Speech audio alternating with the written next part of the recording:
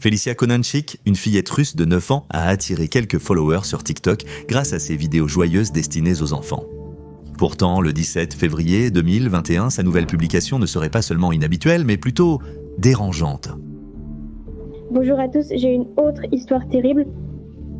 Nous avons un voisin là-bas, il est ivre. Il frappe à la porte et casse tout. Il est resté là pendant de longues minutes, frappant, criant et jurant. Je suis terrifiée, merde. Ce n'est pas effrayant du tout. Je suis avec mon frère, plus jeune, plus âgé. Ils sont toujours en train de réparer là-bas. Papa est allé au magasin. Je ne sais pas quoi faire. Il est en train de nous casser la porte maintenant. J'ai très peur, mon cœur bat. Au début, il était vraiment agité, comme n'importe qui. Voici la foule. On entend vraiment la foule. C'est très dur à entendre. Qu'a-t-il ? Ma tête explose. Donc, en gros, ils avaient ses ouvriers chez eux et le voisin, un employé de commerce de 33 ans nommé Wesley Denette, semble être tout agité à cause du bruit. Et pour couronner le tout, comme l'a dit Felicia Konanchik, il était ivre. Il a continué à frapper à la porte toute la matinée, mais Felicia n'a pas répondu car son père était absent. Cependant, les ouvriers du bâtiment ne sont pas venus à son secours, ce qui reste étrange et inexpliqué dans cette histoire. Peut-être qu'ils ne pouvaient pas deviner ce qui allait arriver. Malgré tout, Felicia s'approche de la porte dans le plan suivant, tentant de capturer les coups violents dans sa vidéo, mais ils sont inaudibles, probablement à cause de la distance qui la sépare de l'entrée principale.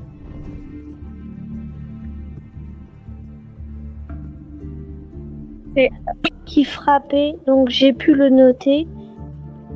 J'ai peur que tout s'envole.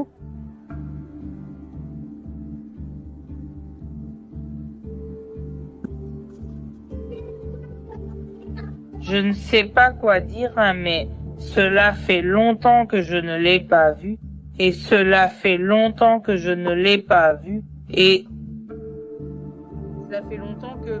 Je l'ai vu il y a longtemps, et cela fait longtemps que je ne l'ai pas revu. Lui, cela fait longtemps que je ne l'ai pas vu, et cela fait longtemps que je ne l'ai pas vu, et cela fait... Longtemps que je ne l'ai pas vu, et cela fait longtemps que je ne l'ai pas vu, et cela fait longtemps que je ne l'ai pas vu, et cela fait longtemps que je ne l'ai pas vu, et cela fait longtemps que je ne l'ai pas vu, et... Ça fait longtemps. Depuis que je l'ai vu. Ça fait longtemps que je ne l'ai pas vu, et ça fait longtemps que je ne l'ai pas vu. Longtemps il a dit que mon frère s'était caché, et c'est tout. Felicia Konanchik a publié cette vidéo sur TikTok et soudainement après, la porte s'est tue. Pendant ce temps, son père est revenu du marché et les choses semblaient se calmer. De l'autre côté, un ami ayant vu la vidéo lui a envoyé un message pour prendre de ses nouvelles et lui proposer une promenade. Elle a accepté et a commencé à attendre. 15 minutes après son téléchargement, un autre coup, régulier et calme, retentit à la porte.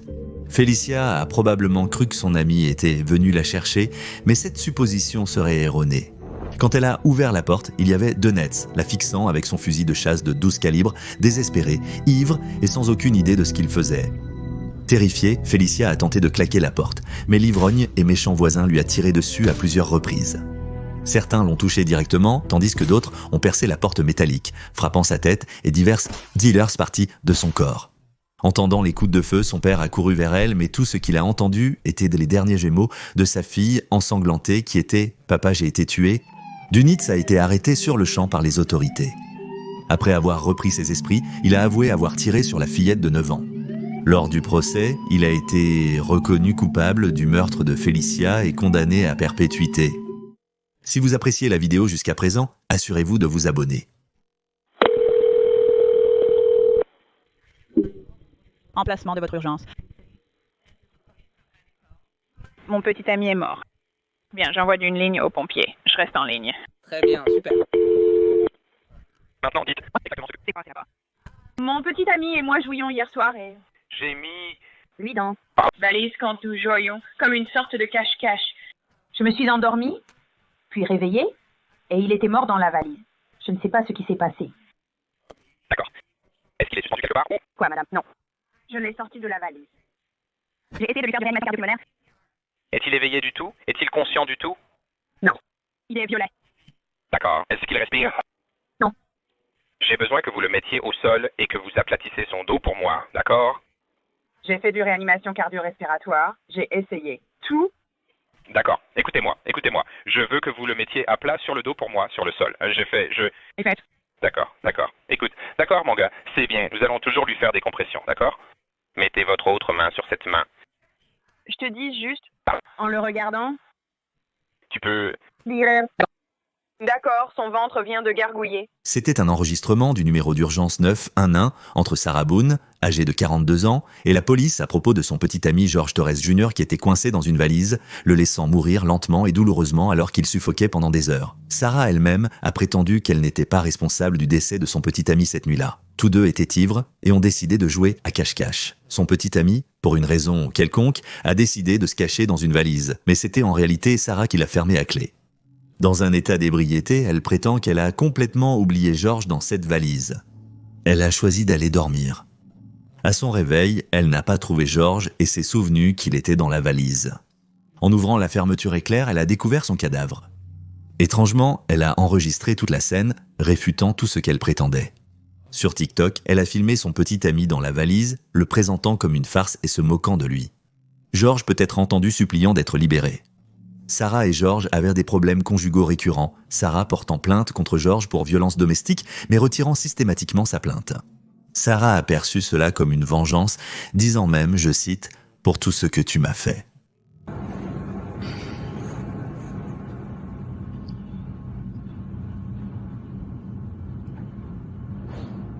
Tristesse.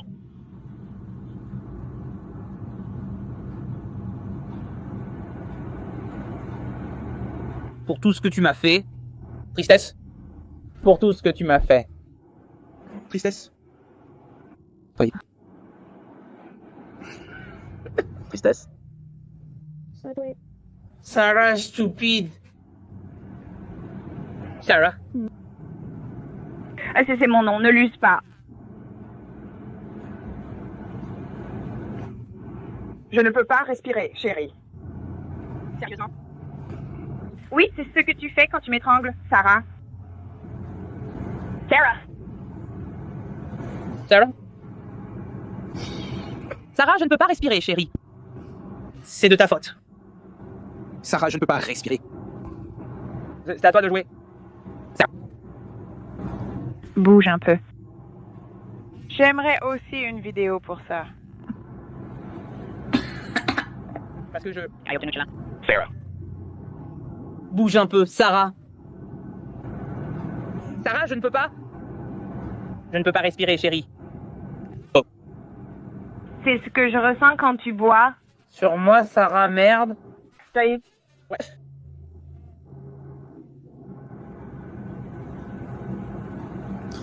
Tu devrais probablement fermer ta putain de gueule.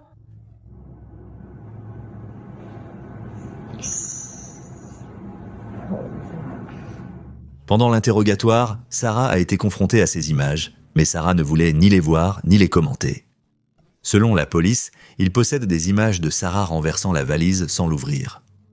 Même avec toutes ces preuves accablantes, Sarah refuse de reconnaître que ses intentions étaient malveillantes, mentant qu'il y avait un trou dans la valise par lequel George pouvait respirer. Malgré les interrogatoires de la police et les preuves sur TikTok, elle persistait à clamer son innocence en mentant de plus en plus. Toute la situation est tellement étrange et stupide. Pourquoi diable entreriez-vous dans une valise, quelles que soient les circonstances ? Pourquoi décideriez-vous d'enregistrer le meurtre de votre petit ami, tout en le narguant et en riant de lui et de le télécharger sur TikTok ? Au final, Ella a été accusée de meurtre au 2e degré. Au tribunal, le juge a rejeté sa demande d'avoir un avocat d'office pour l'assister lors du procès, la laissant effectivement sans autre choix que de se représenter elle-même. D'après ce que j'ai compris, l'audience judiciaire est toujours en cours.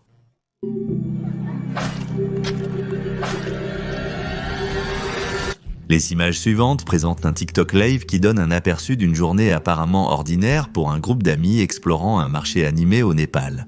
À leur insu, leur aventure insouciante était à quelques instants de se transformer en un événement sérieusement perturbant. C'est le Razi, pas Boréa, c'est ça? Eurasissa, On n'est pas fort. Ce n'est pas comme s'il venait. Il est fort.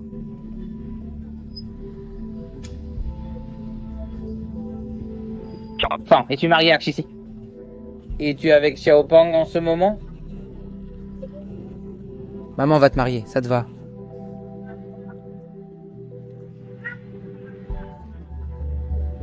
Pas loin là.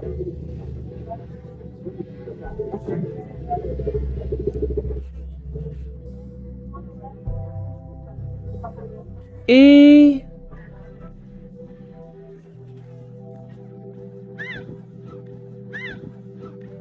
Et juste comme ça, l'écran devient fou avec le violon qui tremble et crie, et la diffusion est coupée.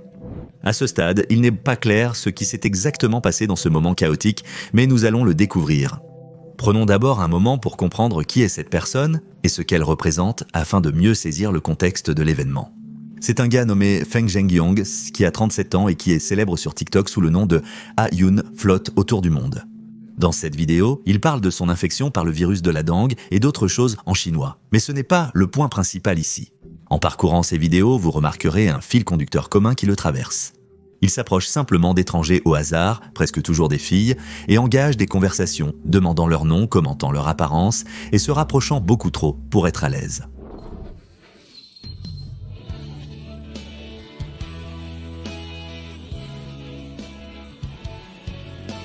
Donc je chéris beaucoup et n'ose pas. Répondre.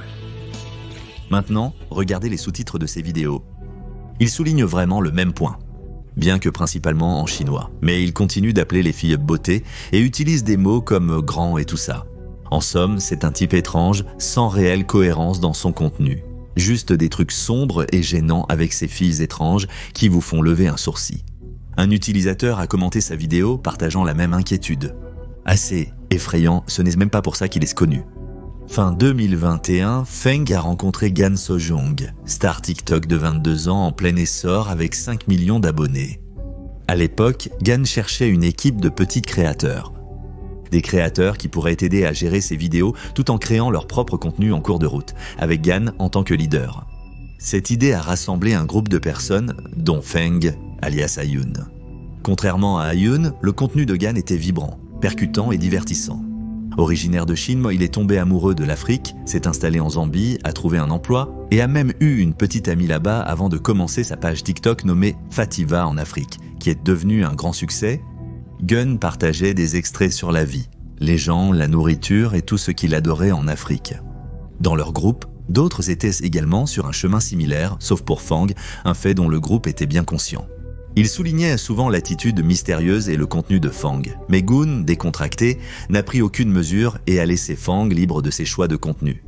Mais cela ne lui convenait pas. Bientôt, des conflits ont éclaté dans le groupe et comme vous pouvez l'imaginer, Feng est devenu solo. Malgré leur séparation, Feng et Gun entretenaient une relation cordiale. Ils se voyaient occasionnellement et gardaient le contact par téléphone. Mais mi-2022, les choses ont commencé à mal tourner. Tout a commencé lorsque Gun rentrait en Chine pour un moment et Feng lui a fait une demande. Il lui a remis 1400 $ pour qu'il lui rapporte un nouvel iPhone de Chine. Mais quand Gan est revenu, il n'y avait pas d'iPhone et il n'a pas non plus partagé l'argent. Cependant, toute cette histoire n'est que le point de vue de Feng sans preuve tangible. Apparemment, Feng était tellement énervé par ce qu'il pensait que Gan avait fait qu'il a utilisé TikTok pour le dénoncer.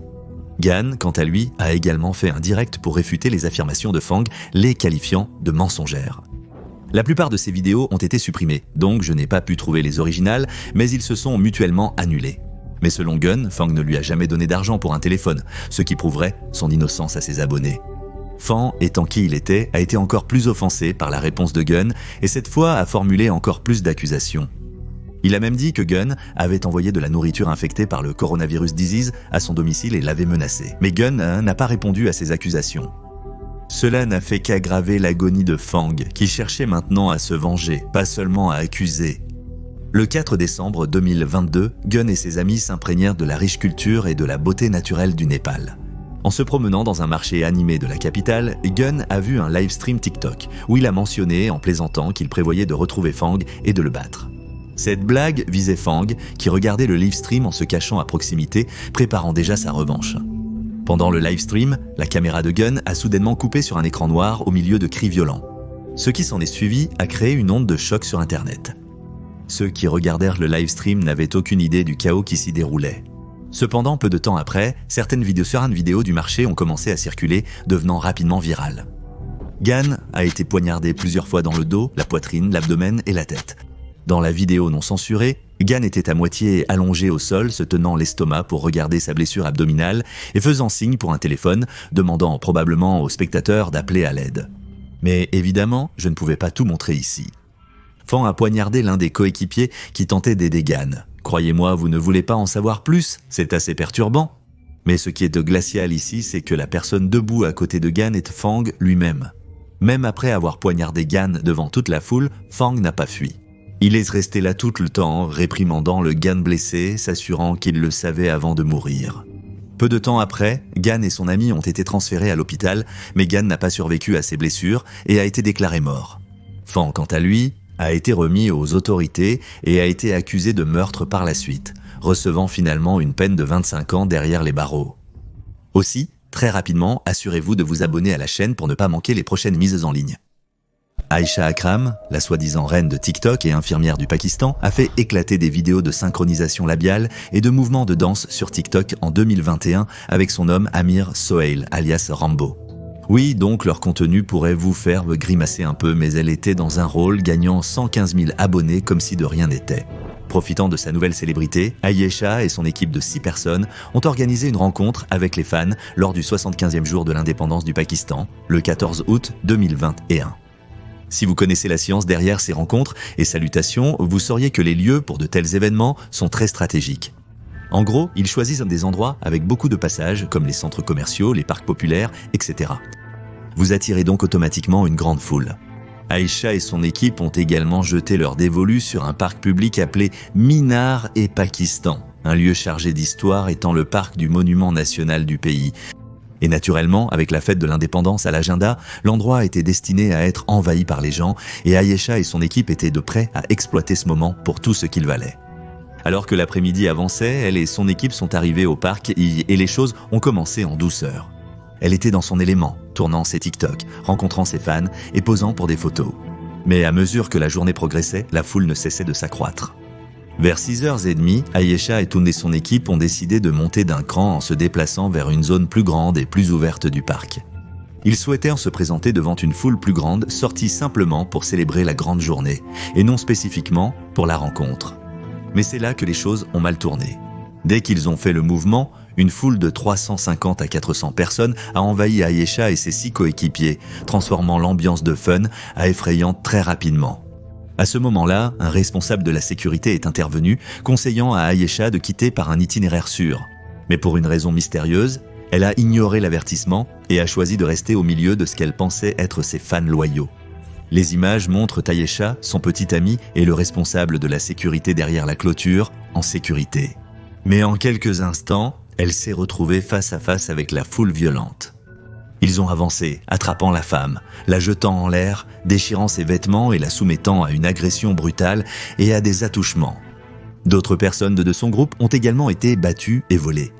Les images montrèrent des gardes de sécurité et quelques personnes essayant d'aider, mais ils étaient dépassés par la centaine d'individus violents et agressifs. Cette terrible épreuve a duré environ 2 heures jusqu'à ce que la sécurité parvienne enfin à disperser la foule. Suite à cet incident violent, les médias ont réagi avec force, exprimant leur solidarité envers Aisha et son équipe. Le gouvernement de l'État a exigé une action stricte contre les agresseurs. Ainsi, la police a dû se donner à fond, géoclôturant pas moins de 28 000 personnes en vérifiant les registres d'appels de ces 2 heures ce jour-là. Après toutes ces recherches, ils ont réussi à réduire le nombre à 350 suspects. Mais Aisha et son équipe n'ont pu en identifier que 12. 4 jours après l'incident, le hashtag 400 hommes faisait fureur sur Twitter, tout le monde soutenant Aisha et dénonçant les hommes violents. Le sujet a été largement discuté sur Internet, avec un soutien provenant de partout. Mais contre toute attente, le suspect numéro 13 a été accusé d'avoir orchestré l'incident. Et devinez qui est le 13e suspect ? Nul autre qu'Amir Sohail, alias Rambo, alias le petit ami principal d'Aisha. Aisha elle-même a donné son nom aux autorités, pointant du doigt et le qualifiant de cerveau. Rambo est menotté sur place, mais Aisha n'a aucune preuve pour soutenir son accusation. Juste sa parole que Rambo avait ses photos intimes et la faisait chanter pour 1 million de roupies. Rambo, d'autre part, avait aussi une histoire à raconter aux médias. Il a affirmé qu'Aisha avait elle-même planifié son agression pour accéder rapidement à la célébrité et à la fortune. Le jeu des reproches battait son plein, les deux côtés lançant des coups de vérité et de mensonge. Les choses ont pris un nouveau tournant sauvage lorsque 2 clips audio des appels téléphoniques d'Ayesha et Rambo ont fait surface sur Internet. Un clip montrait Rambo faisant chanter Ayesha pour de l'argent, confirmant son récit. Mais l'autre clip révélait quelque chose de plus troublant encore. D'après la conversation, il semblait qu'Ayesha et Rambo discutèrent de l'extorsion d'argent des familles du suspect en échange de l'abandon des charges. Cela implique qu'elle cherchait de l'argent, pas la justice, même si l'incident n'était pas complètement mis en scène. Une fois ces appels divulgués, toutes ces organisations non gouvernementales et ces médias qui la soutenaient se sont retirés. L'affaire s'est refroidie, sans aucune résolution claire en vue, malgré les 13 suspects, dont Rambo accusé de son agression.